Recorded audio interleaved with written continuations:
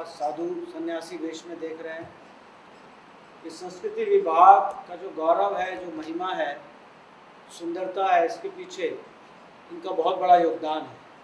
तो पहले तो मैं चाहूँगा आप सब जोरदार ताली से इनके इस प्रयास की सराहना करें। इन्होंने और विवेक संस्कृति जी ने और लोगों ने मिलकर किसी भी मेडिकल यूनिवर्सिटी में जहाँ भी मैंने काम किया है, Himalayan institute jolly grant, Kasturba medical college, LLRM जहाँ मैं पढ़ा हूँ, इस तरह की व्यवस्था मैंने कहीं नहीं देखी। यह एक इस तरह का संस्कृति विभाग नाम की चीज़ हिमालय इंस्टीट्यूट में स्वामी राम जी का अपना वो है, क्योंकि वो सन्यासी थे स्वामी राम उच्च कोटि के, तो उनके सम्मान में एक स्वामी राम मेडिटेशन सेंटर है जहाँ उनकी पुस्तकें, उनके चित्र हैं। बट ऐसे भारत के सभी महापुरुषों का सम्मान, जिनकी वजह से हम आज यहाँ हैं, ऐसे इस रूप में, तो यहाँ पर मैं साधुवाद दूंगा और सराहना करूंगा इस संस्था के संस्थापक को, क्योंकि उनकी ऊर्जा और उनकी शक्ति से ही संभव है। करने वाले कुलदीप जी रहे और विवेक संस्कृति और लोग रहे, बट उसका आइडिया तो डॉक्टर अतुल कृष्ण के ही दिमाग में आया। उन्होंने तो परिकल्पना करी कि ऐसा होना चाहिए, और हर बिल्डिंग का नाम ऐसे महापुरुष पे और उसका पूरा डिटेल सब ये लिखा हुआ है। ये बहुत एक अलग सोच है, मैं कहूँगा। नीरज करण जी, जो कि स्वयं एक वरिष्ठ पत्रकार हैं और हमारे प्रिंसिपल हैं मास कॉम के, वो उस बात को अच्छे से समझते हैं कि इन चीज़ों का कैसे प्रभाव पड़ता है। तो यह यहाँ एक अद्भुत चीज़ मैं देखता हूँ जो सुभारती को एक औरों से अलग बनाती है। संस्कृति का एक अंडर करंट मैं कहूँ अगर अंग्रेजी में, यहाँ चलता रहता है। आज का जो विषय दिया है उन्होंने मुझे, पहली बात तो जिस तरह से उन्होंने पढ़ाई करी वही एक मिसाल है। फर्स्ट ईयर की पढ़ाई ही करने वहाँ के प्रतिष्ठित मेडिकल कॉलेज में कलकत्ता के ब्रिटिशर्स द्वारा स्थापित किया गया। उस समय तो ब्रिटिश हुकूमत थी जब इन्होंने दाखिला लिया, तो दाखिला मिलना ही आसान नहीं था। ये बहुत ही होशियार थे पढ़ाई में, और मिडिल क्लास फैमिली, बल्कि मैं कहूँगा लो मिडिल क्लास फैमिली को बिलोंग करते थे। केवल 2 वर्ष की पढ़ाई की फीस दे पाए, वो भी फीस कितनी रही होगी उस समय, 5 या 10 रुपये कुछ रही होगी, वो भी नहीं दे पाए 2 साल के बाद। तो इन्होंने क्या किया, इन्होंने मेल नर्सिंग के रूप में नर्सिंग होम्स में काम करना शुरू कर दिया, हॉस्पिटल्स में काम करना शुरू कर दिया। उधार लेके लाइब्रेरी से बैठ के घंटों नकल, तो फोटोकॉपी थोड़ी था, कोई किताब है बहुत महंगी तो लाइब्रेरी में जाके उसका घंटों बैठ के उसका वो बनाते थे नोट्स। आप तो सोच भी नहीं सकते ऐसा कुछ, ना तो झट से फोटोकॉपी करे आगे। ड्यूटी करते थे नाइट में, अपने अच्छे स्टूडेंट्स से जो पैसे वाले थे उनसे किताबें नोट करते थे। नेचुरली ऐसे का आगे भविष्य आप सोच सकते हो। उन्होंने एक ही अटेम्प्ट में FRCS और FRCP एक साथ कर लिया, एक ही और फिर आके इतने प्रसिद्ध चिकित्सक हो गए।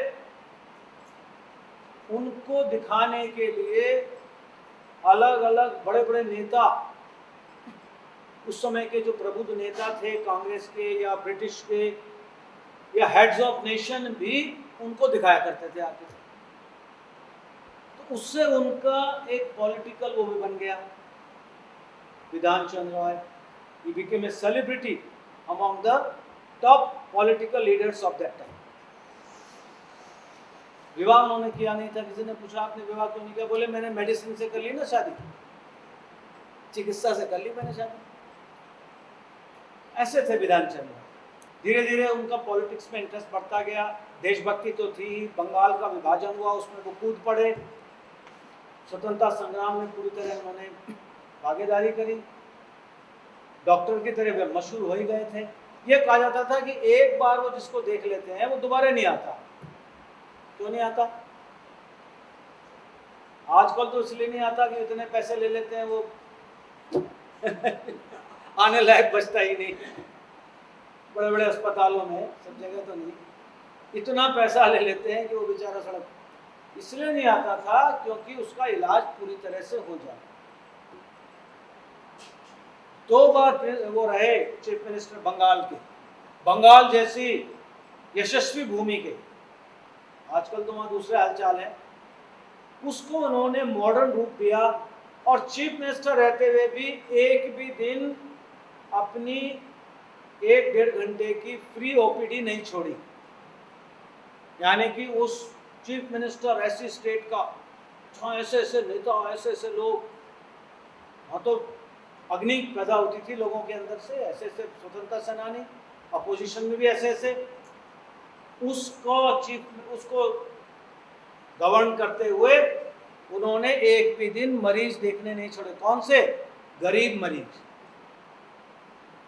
और अपने कुछ खर्चा तो था नहीं, ऐसे अविवाहित थे, अपने पैसों से गरीब मरीजों को चेक बना के रखते थे 50 रुपए का। उस समय 50 रुपए की वैल्यू कितनी होगी सोचिए।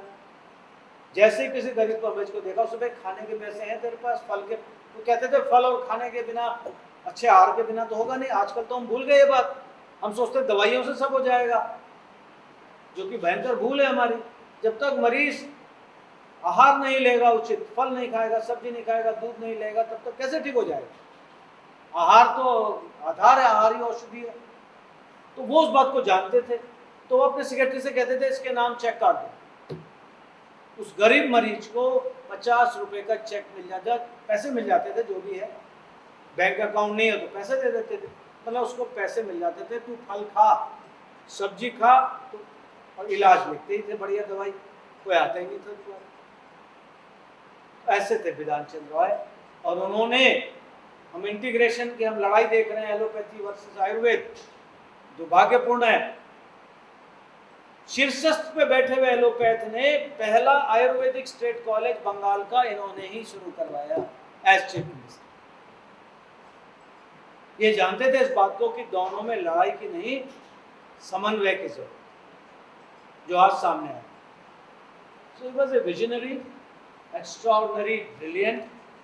एक बार किसी को मिल लेते थे, उसका नाम वाम सब याद हो जाता, एक बार जो पढ़ लेते थे एकदम याद हो जाता, मेमोरी बड़ी sharp. And he had a very good NAAC of knowing who is best for what. जैसे आप लोग बैठे हो, वो पिकअप कर लेते थे, भाई he is the person for this, चाहे वो कितने ही छोटे पोस्ट पे हो। मतलब आईएएस बैठे में, वो क्लर्क को कह रहा तुम करोगे इस काम को, आईएएस कहते थे इनसे क्यों कह रहे हो, कहते थे he is best for this. व्यक्ति की पहचान गजब की थी। तो डॉक्टर भी role model, as a politician भी, व्यक्ति भी। इसीलिए बिधान चंद्र रॉय को भारत रत्न दिया गया और इसीलिए उनके नाम पर डॉक्टर्स डे मनाया जाता है। अब आपको कन्विंस हो गया ना क्यों मनाया जाता है। ऐसे डॉक्टर हमें, he believed in holistic health and totality of human health, not just medicine.